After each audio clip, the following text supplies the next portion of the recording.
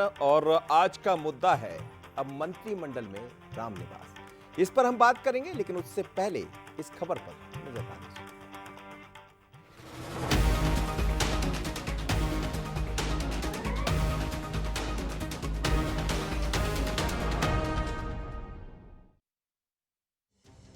यदि आपको सियासत में जरा भी रुचि है तो ये तीनों ही तस्वीरें आपको याद होंगी। ये तस्वीरें उस वक्त की हैं जब लोकसभा चुनाव चरम पर था। पहली तस्वीर में विजयपुर विधायक रामनिवास रावत, दूसरी में अमरवाड़ा विधायक कमलेश शाह और तीसरी तस्वीर में बीना विधायक निर्मला सप्रे हैं। ये तीनों ही विधायक बीच चुनाव में कांग्रेस छोड़ बीजेपी में शामिल हुए और इन तीनों ने ही अपनी अपनी लोकसभा सीटों पर बीजेपी की जीत में अहम भूमिका निभाई और अब मौका अपनी विधायकी को कुर्बान करने के बदले इनाम पाने का है। खबरें यही हैं कि शुरुआत सबसे वरिष्ठ रामनिवास रावत से हो सकती है। मानसून सत्र के पहले ही उन्हें मंत्रिमंडल में जगह मिल सकती है। देखिए, भारतीय जनता पार्टी में सभी नेता कार्यकर्ताओं को उनकी योग्यता और क्षमता के हिसाब से काम और सम्मान देने की परंपरा है। कांग्रेस पार्टी अपने बड़े बड़े नेताओं को अपमानित करती है, इसीलिए रामनिवास रावत जी जैसे बड़े जनाधार वाले नेता, जिनका पूरे मध्य प्रदेश में लोकप्रियता है, ऐसे नेता कांग्रेस पार्टी छोड़कर भारतीय जनता पार्टी में शामिल हैं। देखिए, जब भी कैबिनेट विस्तार होगा, ये मुख्यमंत्री का विशेष अधिकार है, मुख्यमंत्री जी निर्णय लेंगे। रामनिवास रावत ही नहीं, चर्चा अमरवाड़ा से बीजेपी के टिकट पर उपचुनाव लड़ रहे कमलेश शाह की भी है। कमलनाथ का किला ढहाने में अहम रोल निभाने का इनाम उन्हें मिल सकता है। बीजेपी इन दोनों के जरिए कांग्रेस छोड़कर बीजेपी में आए नेताओं को भी एक संदेश देना चाहेगी कि पार्टी में सबको उनका हक मिलता है। हालांकि कांग्रेस का कुछ और ही मानना है। उनके विधानसभा क्षेत्र में जो भारतीय जनता पार्टी के नैसर्गिक कार्यकर्ता और नेतृत्व है, उनके अपने सपने हैं। वो 20-20 साल से 25-25 साल से सपने देख रहे कि कभी विधायक बनेंगे, कभी मंत्री बनेंगे। उस नैसर्गिक नेतृत्व को कुचल के बीजेपी दल बदलुओं को प्रोत्साहन दे रही है। ये कोई विचारधारा पर टिकने की बात है, ये कोई राजनीतिक प्रतिबद्धता की बात है। लोकसभा चुनाव में मध्य प्रदेश बीजेपी के सबसे मजबूत गढ़ के रूप में स्थापित हुआ है। जाहिर है, बीजेपी अपने मजबूत गढ़ से अपने मजबूत समावेशी मॉडल का संदेश देना चाहेगी।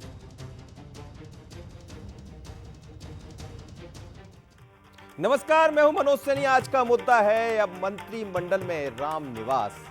राम की बात तो भारतीय जनता पार्टी हमेशा करती रही है, लेकिन मंत्रिमंडल में रामनिवास यानी राम का निवास भी होने वाला है। लेकिन ये रामनिवास, आपको याद होगा, कुछ दिन पहले कांग्रेस छोड़ भारतीय जनता पार्टी में जुड़े और आने का लाभ भी मिला। रामनिवास रावत जी से भी मिला, कमलेश शाह से भी मिला। जहां भारतीय जनता पार्टी चुनाव नहीं जीती थी छिंदवाड़ा में, वहां भी खाता खुला। तो तैयारियां बहुत है, मंत्रिमंडल विस्तार की चर्चाएं पहले भी चलती रही। लेकिन महत्वपूर्ण बात यह है कि कांग्रेस से जो आने वाले लोग हैं, उनको भारतीय जनता पार्टी जगह दे रही। अब इसके मायने क्या होंगे और इस पर कितना असर पड़ेगा? क्या वास्तव में मानसून सत्र से पहले मंत्रिमंडल का विस्तार होने जा रहा? आज इसी पर हम बात करेंगे, लेकिन चर्चा करें उससे पहले डाल लेते हैं उन 3 सवालों पर नजर जो चर्चा के इर्द गिर्द रह रहा है। पहला सवाल, क्या बाहर से आए नेताओं से किए गए वादों को निभाने का समय आ गया? दूसरा सवाल है, रामनिवास रावत को मंत्री बनाकर बाहर से आए नेताओं को संदेश देगी भारतीय जनता पार्टी? और क्या प्रदेश के बाद जिला स्तर पर भी कांग्रेस से आए नेता होंगे एडजस्ट? तो चलिए, आज यही हमारा मुद्दा रहने वाला है और इस मुद्दे पर हम चर्चा करें। उससे पहले मैं अपने मेहमानों से आपका परिचय करा दूं। मिलन भार्गव जी है, भारतीय जनता पार्टी के प्रवक्ता, आपका बहुत स्वागत है। और स्टूडियो में ही मौजूद रहेंगे हमारे न्यूज हेड शरद द्विवेदी जी। सर, आपका भी बहुत स्वागत है। बहुत शुक्रिया। और भूपेंद्र गुप्ता जी जुड़ रहे हैं, प्रवक्ता कांग्रेस के, वरिष्ठ नेता है कांग्रेस के। आपका भी भूपेंद्र जी बहुत स्वागत है। सबसे पहले शरद जी, आपके पास ही आऊँगा। कई बार हम लोग ये चर्चाएं करते रहते हैं कि मंत्रिमंडल का विस्तार होगा। कुछ दिन पहले जब मैं दिल्ली गया तो रामनिवास रावत से भी मेरी बात हुई, तो ऐसा लग रहा था कि शायद वो इशारा है उस तरफ। और 3 दिन पहले रामनिवास रावत भी दिल्ली पहुंचते हैं, मुख्यमंत्री भी दिल्ली पहुंच जाते, तो फिर इसमें और ज़्यादा ऐसा लगा। क्या माना जाए कि मानसून सत्र के पहले ये दिखाई देगा, लेकिन अकेले रामनिवास रावत या कुछ और भी तैयारियां होंगी? देखिए मनोज, मुझे लगता है कि जिस तरह का ये पूरा मसला है, रामनिवास रावत जी की डील शब्द का प्रयोग करना उचित नहीं होगा, लेकिन फिर भी मैं शब्द के बारे में बात कर रहा हूं क्योंकि वचनबद्धता राजनीति में भी एक बहुत अहम रोल प्ले करती है। रामनिवास रावत जी के नज़दीकी सूत्रों ने हमें उसी समय बताया था जब वो बीजेपी में जाने का मन बना चुके थे, तो वो रुके भी जब आरंभ में इसीलिए थे कि उनको ये बहुत स्पष्ट आश्वासन चाहिए था बीजेपी से कि वो उनका ऐसा अपना मानना है कि वो उस रीजन के, ग्वालियर चंबल रीजन के एक बड़े नेता हैं, कांग्रेस के उपाध्यक्ष के तौर पर काम किया है, लंबा उनका विधायकी का जीवन रहा है। तो उनकी बहुत स्पष्ट शर्त थी कि वो कैबिनेट मंत्री के तौर पर उन्हें मंत्रिमंडल में स्थान मिले, क्योंकि वो एक बहुत बड़ा फैसला कर रहे हैं, उस पार्टी को छोड़ रहे हैं जिससे बहुत अभिन्न जुड़ाव उनका अब तक रहा है। तो ये बात दिल्ली तक पहुंची और उस समय की परिस्थितियों में इसे मान्य किया गया। अब रही बात कि क्या वो अकेले रहेंगे, तो कमलेश शाह भी हैं, वो भी लाइन में हो सकते हैं राज्य मंत्री के तौर पर, या उन्हें किसी निगम मंडल में कैबिनेट या राज्य मंत्री का दर्जा दिया जा सकता है। लेकिन इसी से जुड़ा दूसरा सवाल ये है कि ये बीजेपी में खलबली भी पैदा कर रहा है, क्योंकि अब क्या आवश्यकता थी लगातार। मैं आपको बताऊं कि एक संघ के एक वरिष्ठ पदाधिकारी जिन्होंने प्रचारक के तौर पर लंबे समय तक काम किया है, लोकसभा के नतीजों के बाद उनका यही कहना था कि संघ की कहीं दृष्टि ये भी थी कि आप इतनी बड़ी संख्या में लोगों को क्यों लेकर चले आ रहे हैं। 2014 ठीक था, 19 में भी कुछ हद तक जस्टिफाइड था, लेकिन 23 और 24 में ये श्रृंखला क्यों, जबकि मध्य प्रदेश में आप 163 सीटें लेकर आए हैं, लोकसभा की 29 सीटें लेकर आए हैं।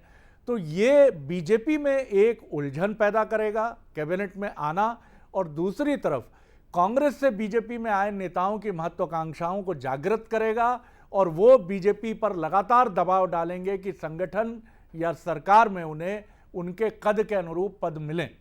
बिल्कुल आपने ठीक कहा शरद जी, और ये चिंता का विषय शायद मिलन भार्गव के भीतर भी होगा, और मिलन जी जैसे ऐसे हजारों सैकड़ों कार्यकर्ता है जो ये सोचते हैं कि शायद हम किसी स्थान पर पहुंचेंगे। हालांकि भारतीय जनता पार्टी ने ऐसे लोगों को भी स्थान दिया, चाहे प्रधानमंत्री हो जो जमीन से लेकर वहां पहुंच गए, चाहे मुख्यमंत्री मोहन यादव हो। लेकिन मिलन जी यही सवाल कई बार आता रहता है जिसकी तरफ शरद जी भी इशारा कर रहे हैं, तो ये चिंता भी बढ़ाता होगा आपके भीतर भी, बीजेपी के भीतर भी। रामनिवास रावत आएंगे, जगह मिल जाएगी, पर बाकी का क्या होगा? देखिए मनोज जी, भारतीय जनता पार्टी के कार्यकर्ताओं को चिंता नहीं चिंतन करना सिखाया जाता है, और हम लगातार चिंतन करते हैं किस प्रकार राजनीतिक माध्यम से समाज और जनता के बीच काम करके अपने वैचारिक रूप से जो हमने जिस विचार का पौधा वट वृक्ष के रूप में लगाया है वो किस प्रकार से पोषित हो। तो भारतीय जनता पार्टी के कार्यकर्ता इन चीज़ों की परवाह नहीं करता है। बहुत अनुशासित होकर हमारा शीर्ष नेतृत्व जो भी हमसे अपेक्षाएं रखता है या जो निर्देशित करता है, कार्यकर्ता उसको अक्षरशः पूरा करने का प्रयास करता है। ये इस तरह के विषय राजनीतिक गलियारों में चलते हैं, ये सतत चलने वाले विषय हैं। माननीय मुख्यमंत्री जी का ये निजी विषय है कि उनको विस्तार करना है अपनी टीम का, कब करना है, कैसे करना है, किनको देना है, ये भारतीय जनता पार्टी कार्यपद्धति का एक अभिन्न हिस्सा है, जिसमें योग्यता और क्षमता और उसके सम्मान के साथ कार्यकर्ता को मौका दिया जाता है। रामनिवास रावत जी की चूंकि चर्चा चल रही है, कांग्रेस के वरिष्ठतम नेता हुआ करते, आज भारतीय जनता पार्टी में वो शामिल हैं, और उनके अनुभव और उनकी योग्यता से किस प्रकार से खिलवाड़ लगातार किया जा रहा था और उनकी योग्यता और क्षमता को दरकिनार करके किस प्रकार का नेतृत्व दिया गया। योग्यता का पुरस्कार देने जा रहे हैं। नहीं, मैं यही कह रहा हूं, मैं आपको वही कह रहा हूं, जहां सम्मान कांग्रेस पार्टी में नहीं हो रहा है लगातार, कांग्रेस पार्टी बहुत हल्केपन में अपने इतने पुराने नेताओं पर कितने हल्केपन से इल्जाम लगाते हैं, दबाव, प्रभाव, दल बदलू, मतलब अपने नेताओं का जो सम्मान लगातार पीवी नरसिम्हा राव से लेकर नहीं कर पाए, जिनके शव को कांग्रेस कार्यालय में नहीं घुसने दिया। ये लगातार श्रृंखला है साहब, ये छोड़ दो नहीं छोड़ दो, चूंकि सत्ता में काबिज रहना और सत्ता में नहीं रह पाए तो किस प्रकार से बरगलाना और किस प्रकार से छींटाकशी करके अपने पुराने नेताओं का अपमान करना, ये कांग्रेस पार्टी की कहीं ना कहीं शक्ल बन गया है। और कांग्रेस पार्टी लगातार इस प्रकार कर रही है हमला, तो उन नेताओं को, उन कार्यकर्ताओं को भी तकलीफ होती है कि जिस दल के साथ हमने जीवन का इतना बड़ा समय उनको दिया, जब वैचारिक रूप से महत्वपूर्ण बात आप कह रहे हैं, जिस दल के साथ पूरा जीवन दिया उसका क्या होगा? मैं वही कह रहा हूं जी। कि बहुत बड़ा अंग आपने दिया, लेकिन अक्षमता, असफल नेतृत्व और वैचारिक रूप से स्पष्टता ना होने के कारण आज जब वो जनता के बीच अप्रासंगिक हो रहे हैं, काम करने में उनको तकलीफ जा रही है, और जब आप देश विरोधी और राज्य विरोधी हो जाएंगे, नीति विरोध करना आपका अधिकार है, लेकिन जब आप देश विरोधी छवि बना लेंगे तो मुश्किल उनके साथ होगी। तो मुझे चलिए, लगता है भूपेन जी से आत्मचिंतन बात सामने वाले विपक्ष को करना चाहिए कि उनके नेता क्यों छोड़ रहे हैं।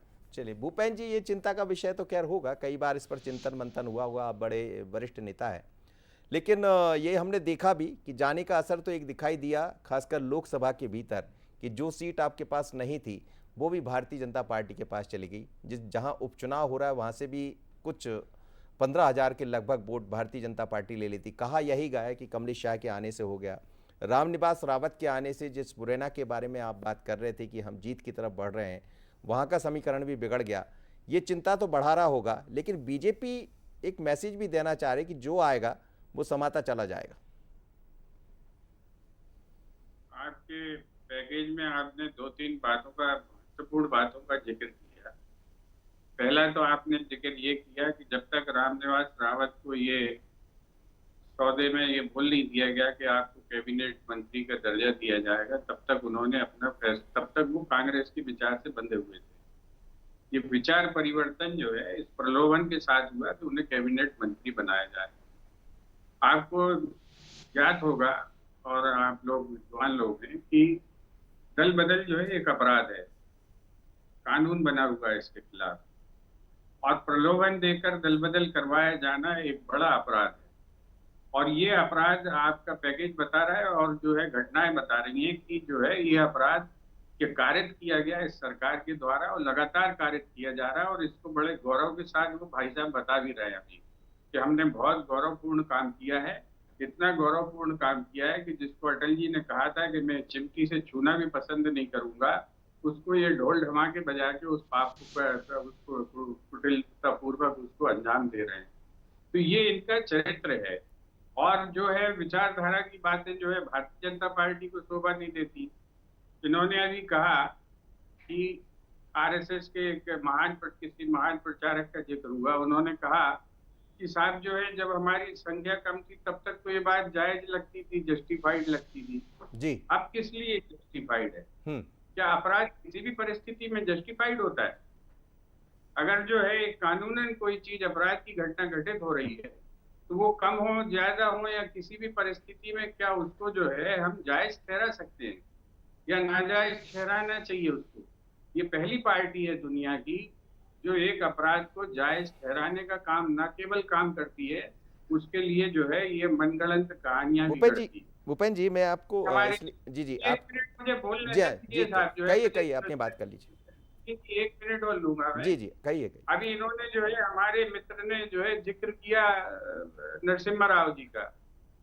हमने नरसिम्हा राव जी के साथ क्या किया क्या नहीं किया ये इतिहास में दर्ज है, पूरे देश के लोग जानते हैं। मगर पूरे देश के एक एक आदमी ने, 140 करोड़ लोगों ने देखा है कि किस तरह से आपने वाजपेयी जी को 5,000 लोटों में भर के पूरे देश में उनका तमाशा बनाया था, उनकी अंत्येष्टि का तमाशा बनाया था। ये पूरी दुनिया ने देखा है, पूरे देश ने देखा है। इसलिए आप जो है इस तरह की बातें ना किया करें।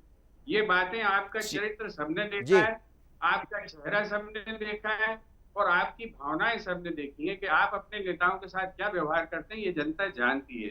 तो इसमें जो है ये झूठी कहानियां गढ़ के और एक ये झूठा मुखौटा ओढ़ने की जो कोशिश, भूपेन जी एक बहुत छोटी सी प्रतिक्रिया, आपकी बात मुझे लग रहा पूरी हो गई, बहुत छोटी सी प्रतिक्रिया, क्या जाने के बाद कांग्रेस पर इसका कोई प्रभाव नहीं है? क्या कोई चिंतन नहीं है इस बात को लेकर? देखिए, जीत हार का जो प्रभाव है, जब प्रलोभन है, जब आदमी अपना सौदा करने राजी हो गया है तो प्रभाव अच्छा पड़े या बुरा पड़े, इससे जो है पार्टी क्या, किसी के घर का अगर भाई घर छोड़कर जा रहा है और उसने तय कर लिया है कि हमें ना पिताजी की सुननी है ना माता जी की सुननी है, तो परिवार क्या फैसला करता है? वो फैसला कांग्रेस पार्टी कर रही है। जिस दिन बीजेपी में ऐसा होने लगेगा, बीजेपी भी यही करेगी। तो ये क्या नुकसान हुआ, क्या नफा हुआ, अगर इसकी एनालिसिस करने लगेंगे तो कांग्रेस पार्टी को भी सौदा करना पड़ेगा। आज इनके पास अपार धन है इस देश के भ्रष्टाचार का, ये सौदा कर सकते हैं। कांग्रेस कहाँ से सौदा करेगी? मैं लौट रहा हूँ सर, आपकी बात पर जवाब भी लूंगा। शरद जी, ये मुद्दा तो खैर हमेशा होता रहा है, वो उनकी बातें करेंगे, लेकिन क्या आपको लगता है कि लगातार लोग जाते रहे और जिस तरह से भारतीय जनता पार्टी एडजस्ट कर रही है, मैं ऐसा कहूंगा कि जो भी आता है उसको कुछ ना कुछ, चाहे ज्योतिरादित्य सिंधिया से लेके यहाँ तक की बात करें, आने वाले दिनों में बीजेपी के भीतर तो चिंता बढ़ेगी जिसकी तरफ आप भी कह रहे हैं बेहद, लेकिन क्या लोग आते रहेंगे या कहीं इस पर रोक? अब मुझे लगता है कि ये अंतिम चरण की मतगणना या मतदान है और इसके बाद रोक लगेगी। लेकिन मैंने दोनों हमारे जो राजनीतिक विद्वान मित्र हैं उनकी बातें सुनी तो मैं ऐसा विनम्रता से ये कहूँगा कि दोनों ही मित्रों के पास दलीलें नहीं हैं अपने अपने पक्ष की। बीजेपी से मिलन जी ये कहते नज़र आए कि उनकी उपेक्षा हो रही है इसलिए हम उनको यथोचित सम्मान दे रहे हैं। अजीब सी दलील है। जैसे कहते हैं, भूपेंद्र जी कह रहे हैं कि दहेज लेने वाला अपराधी है, देने वाला नहीं है। आपके यहाँ से श्रृंखला जा रही है, सब प्रलोभित हो रहे हैं, प्रलोभन में फंसे चले जा रहे हैं। विचारधारा कांग्रेस के प्रति नहीं। क्यों भूपेंद्र गुप्ता नहीं है सब? क्यों नहीं है? क्यों अभय दुबे नहीं है? सब लोग क्यों छोड़कर नहीं जा रहे हैं? बीजेपी 1980 में बीजेपी बनी, उसके पहले जनसंघ थी।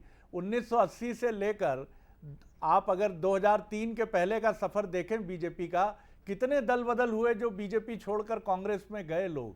विचार के प्रति आसक्ति आपकी कमजोर है, इधर इनकी आसक्ति ये है कि आप आ जाओ, आप कमजोर हो जाओ। तो ये विचार की लड़ाई नहीं है भाई साहब, ये लड़ाई हो गई है स्वार्थों की। एक स्वार्थ के फेर में जा रहा है, एक स्वार्थ के फेर में बुला रहा है, इसीलिए आप दोनों के पास दलीलें नहीं है। जी मनोज। बिल्कुल। और मिलन जी, एक स्वार्थ के फेर में जा रहा है और दूसरा स्वार्थ के फेर में आ रहा है, पर जो निस्वार्थ है उसका क्या? बस यही बहुत बड़ा सवाल है मनोज, बहुत बड़ा सवाल। आपके सारे जायज है, मैं किसी को भी गलत नहीं ठहरा रहा हूं। देखिए, जब स्वार्थों की बात आती है तो स्वार्थों में हित छुपे होते हैं। अब आप देखिए, भारतीय जनता पार्टी जब 163 सीट लाकर सरकार पूर्ण बहुमत से बना रही, जबकि 116 में सरकार बन जाती है, 163 होने के बाद भी हमें क्या आवश्यकता है कि हम विधायक को लाएंगे तोड़ वोड़ के?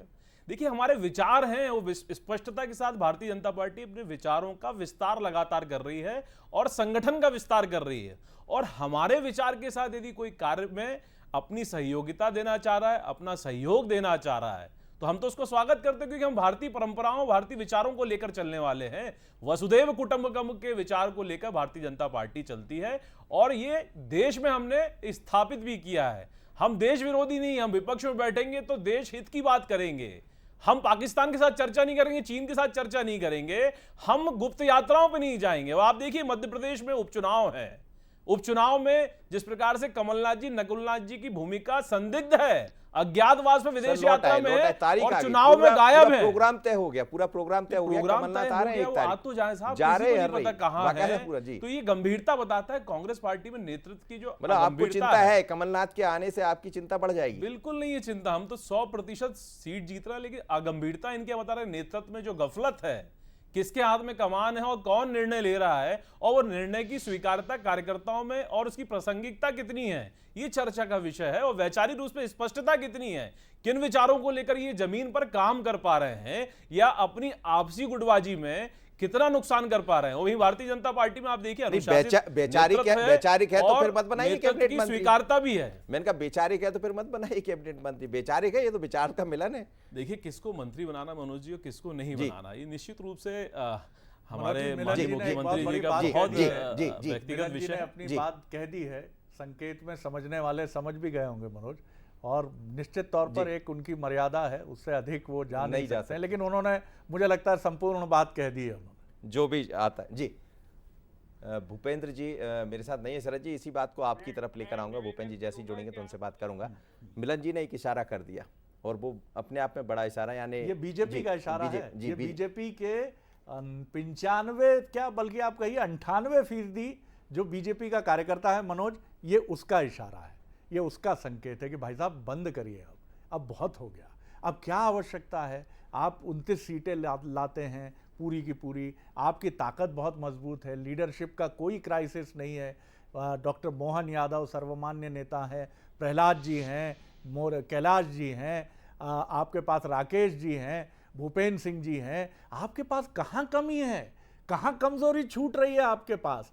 हाँ, विधानसभा चुनाव था, अगले 5 साल आएंगे फिर देखिएगा, लेकिन अगर ऐसे आप एक क्रम बना लेंगे फिर और दबाव आएगा। तो बीजेपी का कार्यकर्ता उदास है, निराश है, और बीजेपी नहीं, बीजेपी का जो सबसे महत्वपूर्ण पितृ मातृ संगठन है वो भी कथित रूप से जो अंदर खाने की खबरें, इससे बहुत क्षुब्ध है मनोज। जी जी बिल्कुल। भूपेंद्र जी जुड़ गए ऑनलाइन, वो फोन पर जुड़े हुए हैं हमारे साथ, कोई तकनीकी है। भूपेंद्र जी, सवाल आपसे वही था, शरद जी की बातों को भी आप सुन रहे होंगे, जो निस्वार्थ लोग हैं उनका क्या होगा? आप भी वैसे ही हैं, बाकी लोग भी, बीजेपी में भी है, कांग्रेस में भी है। नहीं देखिए, जो निस्वार्थ लोग हैं उनके लिए अटल बिहारी वाजपेयी जी एक माइलस्टोन छोड़ कर गए। भारतीय जनता पार्टी में अगर शक्ति और नैतिकता है तो उसका पालन करें, और अगर इनके अंदर अनैतिकता का जो है प्रबल प्रवाह चल रहा है तो जो ये कर रहे हैं वो तो ये पूरी जो है निर्लज्जता से कर रहे हैं, करते रहे, इसमें कोई दोष नहीं है। क्योंकि ये कानून की आड़ भी इन्होंने तो जो खोज जाने ली है वाला कि सर जब तक जाते रहेगा, मुसीबत नहीं कांग्रेस देगा, पर इस तब पर तक कोई ये विचार भी भाई नहीं साहब जो होगा। है, तब तक इनका कुछ नहीं होगा। तो ये आड़ भी इन्होंने खोज ली है कि कानून को जो है कि आंखों में धूल कैसे झोंकना है, और उस धूल के आधार पर ये लोग आगे बढ़ रहे हैं। अभी ये कह रहे हैं कि साहब इन्हें 163 के बाद जरूरत नहीं थी, तो क्या जो है जिस आदमी का पेट भरा हुआ है उसके बाद भी वो 6 किलो खाना खा लेता है क्या? 4.5 लाख लोगों को इन्होंने तोड़ा है, एक तो नहीं, खुद ही चिल्ला चिल्ला के बताते हैं। तो 4.5 लाख लोगों का मतलब ये कि एक आदमी जिसका पेट भरा हुआ है वो 10 आदमियों का भोजन और जूत रहा है। तो ये तो इस पार्टी की जो है ये विचारधारा, और ये जी विचारधारा कहने लगेंगे तो पूरी दुनिया में हमारी हंसी उड़ेगी। तो भारतीय जनता पार्टी को इस मामले में जो है संकोच करना ठीक है, आना चाहिए कि जी। जो है उनकी जो विचारधारा नाम की जो कथित चीज है, ये आप विचारधारा अपनी बात कितनी कुछ नहीं नकली कहे, है, कांग्रेस के और भीतर क्या ये बात विचारधारा नहीं। जी कितनी जो है कहना चाहिए अनैतिक है।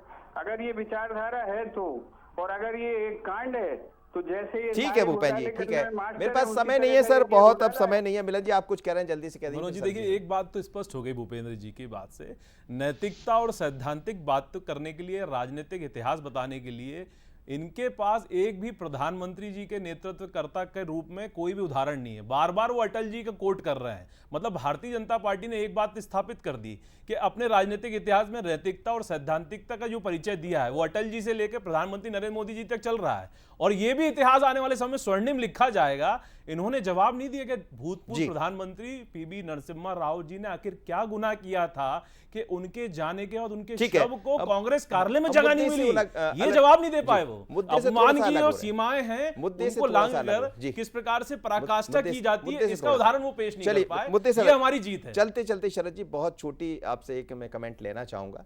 रामनिवास रावत तो आ गए, बाकी और भी है कतार में। भूपेन जी अभी बात कह रहे थे कि पेट भरा है फिर भी आप 6 किलो खाना क्यों खा जाते हैं। जी। यही प्रश्न बीजेपी को भी मत रहा है। बीजेपी की बहुसंख्यक कार्यकर्ताओं का जो समूह है उसके प्रश्न में भी, उसके मन में भी यही प्रश्न है, और इसका उत्तर चूंकि वक्त कम है मनोज, तो धूमिल की एक कविता है, बहुत ही क्रांतिकारी कवि हैं उत्तर प्रदेश के। पूरी तो कविता मुझे याद नहीं है कि एक आदमी रोटी बेलता है और एक आदमी रोटी से खेलता है, और बड़ा प्रश्न है, लेकिन मेरे देश की संसद इस पर मौन है। ये एक मौन जो है, इस मौन को टूटना चाहिए। आपकी क्या ज़रूरत है ये बीजेपी को तय करना चाहिए।